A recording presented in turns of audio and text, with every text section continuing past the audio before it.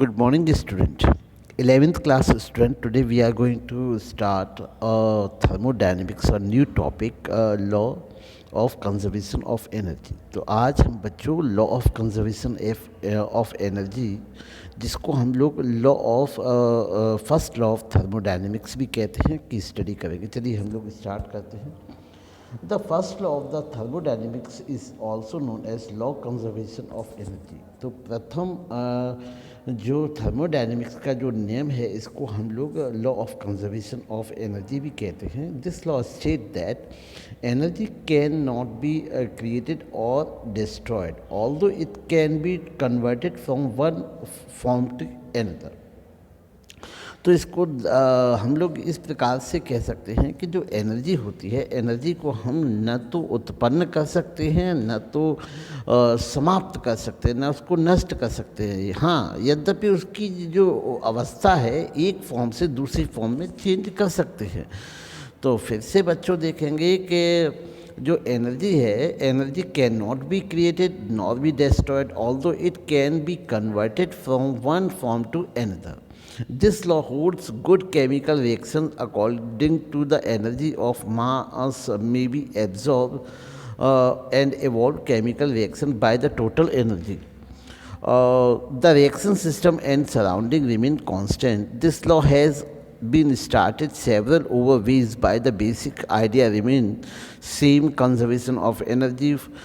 तो इस को हम नेम को दूसरे प्रकार से भी कह सकते हैं कि total energy of the universe remain constant. तो जो यूनिवर्स की जो टोटल एनर्जी है वो हमेशा कांस्टेंट रहती है. जैसे हम लोग बच्चों देखें कि जैसे सपोज़ कीजिए कि ये आपका सिस्टम है, इसको मैंने मान लिया सिस्टम, इसके बाद मैंने इसको मान लिया आपका ये हो गई इसके चारों ओर की सराउंडिंग. ये सिस्टम है, सिस्टम के चारों तरफ की ये सराउंडिंग है.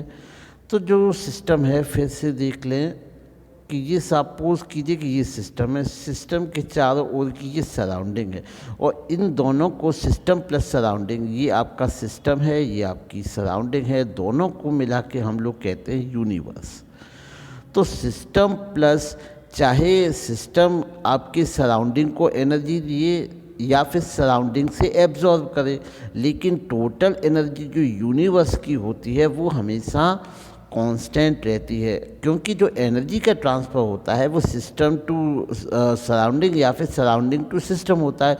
तो इसके कारण जो यूनिवर्स की जो टोटल एनर्जी है उस पर कोई भी प्रभाव नहीं पड़ता. तो हम लोग कह सकते हैं कि total energy of the universe always remains same या constant. The energy of system, दूसरे शब्दों में energy of system that isolated its surrounding, isolated system is constant. अगर हम ऐसा मान के चलें कि हमारा कोई सिस्टम है, ये हमारा सिस्टम है, सिस्टम हमारा जो आइसोलेटेड सिस्टम है, आइसोलेटेड सिस्टम का मतलब होता है कि ये न तो अपनी सराउंडिंग को एनर्जी देता है और न अपनी सराउंडिंग से एनर्जी को लेता है.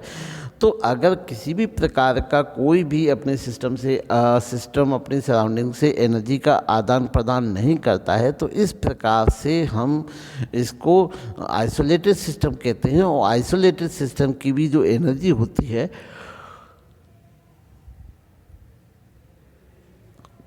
वो कांस्टेंट होती है. तो इस प्रकार से हम लोग कह सकते हैं कि the energy of A system that is isolated its surrounding, तो इट इज़ कांस्टेंट, तो हमेशा कांस्टेंट रहती है.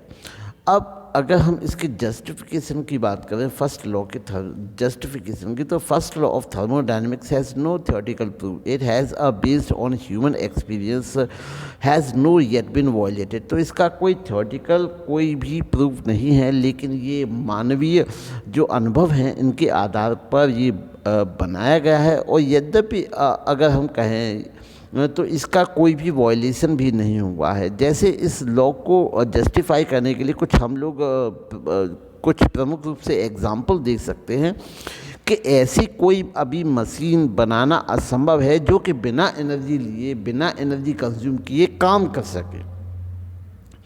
अर्थात बिना एनर्जी लिए वो काम कर सके.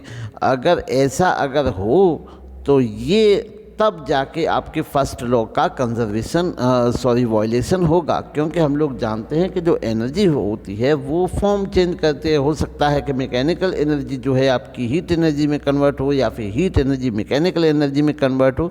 तो कोई भी जो वर्क होता है इसमें हम कह सकते हैं जो जो एनर्जी होती है, एनर्जी की ट्रांसफॉर्मेशन होती है, चेंज होता है। अगर हम बात करें mathematical expression for the first law of thermodynamics, let us consider general case. तो अगर हम मान लेते हैं कि एक कोई सिस्टम है जिसकी जो इंटरनल एनर्जी आपकी U1 है, तथा अगर ये Q अमाउंट ऑफ एनर्जी को एब्जॉर्व कर लेता है तो टोटल इंटरनल एनर्जी हो जाती है Q1 plus Q, U1 plus Q।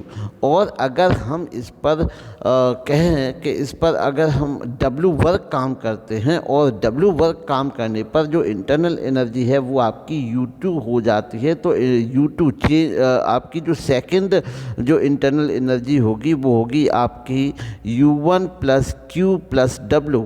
तो इस प्रकार से हम लोग देख सकते हैं कि जो इंटरनल एनर्जी है, इंटरनल एनर्जी यहाँ पर U2 is equals to U1 plus Q plus W हो जाती है। इसको हम इधर लेके जाएंगे तो चेंज इंटरनल एनर्जी होगी, तो U2 minus U1 is equals to बन जाता है आपका Q प्लस W। तो delta U is equals to Q plus W। This is the mathematical expression of first law of thermodynamics. चलिए आगे देखते हैं बच्चों। तो अगर हाँ, ये हम लोग साइन ऑफ कन्वेंशन का न्यूमेरिकल के लिए हम लोगों को याद करना पड़ेगा। अगर heat absorb by the system, अगर सिस्टम के द्वारा एब्जॉर्ब की जाती है तो जो Q होगा वो आपका पॉजिटिव होगा, और heat given by the system तो आपका Q नेगेटिव होगा। फिर से बात याद रखें, काफ़ी इम्पोर्टेंट है ये, कि अगर हीट सिस्टम के द्वारा दी जाती है तो सिस्टम के द्वारा दी या फिर एब्जॉर्ब की जाती है तो heat is absorb by the system is positive and heat given by the system is negative. और अगर हम वर्क डन करते हैं सिस्टम पर, if the work is done on the system then W will be positive. और आपका work done by the system, अगर system काम करता है तो आपका जो वर्क होगा वो आपका नेगेटिव होगा। तो न्यूमेरिकल के लिए ये साइन ऑफ कन्वेंशन याद रखना बहुत ज़रूरी है। तो उम्मीद है बच्चों को ये आज की क्लास से फर्स्ट लॉ ऑफ थर्मोडायनेमिक्स के जो रूल्स हैं वो पता चले होंगे। तो उम्मीद है सब बच्चों को समझ में आया होगा। थैंक